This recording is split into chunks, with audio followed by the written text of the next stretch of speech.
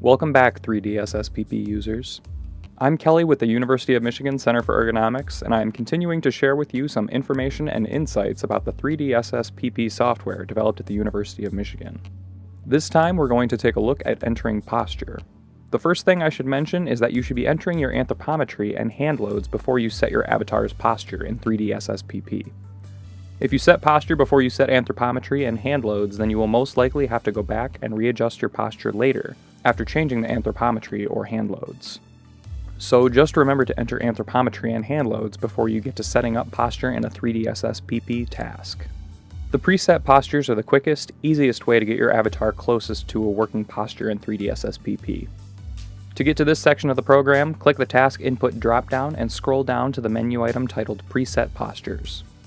Once you hover over that option, you'll see another drop-down display, and from here you can select from a number of preset postures that 3DSSPP has prepared for you in advance. I'm going to focus on a few of these that I think are important to note, but I highly recommend going through this drop-down menu and clicking each of these preset postures so you can get a good idea of what each of these mean, and also so that you can think about when would be a good time to use these preset postures in your own projects. If we click this first option, Neutral Stand, this is going to be the body and limbs oriented straight up and down. Sometimes this is a good place to start because you can move your avatar around from a truly neutral position.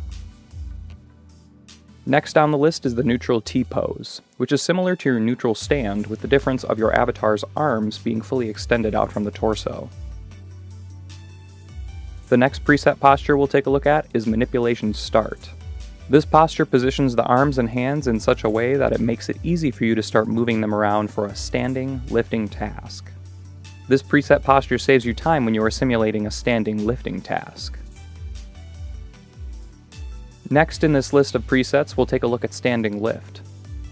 When you select this, you'll see that this is a posture with the upper arms close to the body and the hands positioned in front of the body near waist height. This is a simple lift, and may or may not be the most realistic lifting posture. Often, when workers are lifting an object, a person will typically splay their arms out to the sides. However, the standing lift preset posture is a good place for you to start when analyzing lifting job tasks. Next down the lift is the Stoop Lift, and if you select this, you'll see an avatar whose torso is bent forward to be parallel with the ground, with arms reaching to an object on the ground, but whose legs are not bent.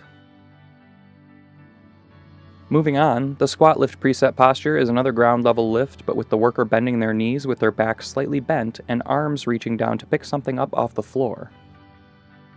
After that, the next preset posture is the Forward Push, and if we enable this position, you'll see that 3DSSPP has implemented a posture that a worker will typically assume when pushing an object. There is a slight lean into the object being pushed because in order to push something, a person is going to have to slightly lean into the object in question.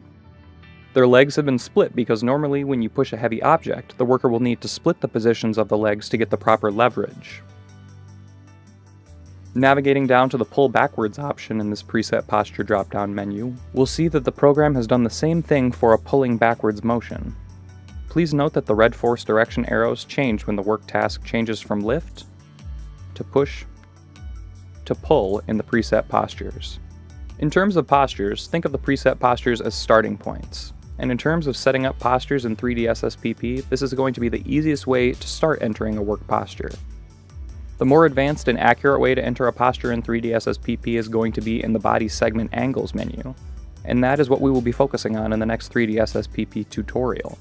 Check out the next video to learn how you can manually enter each specific section of the body's angles in order to get a highly accurate depiction of the work task in question.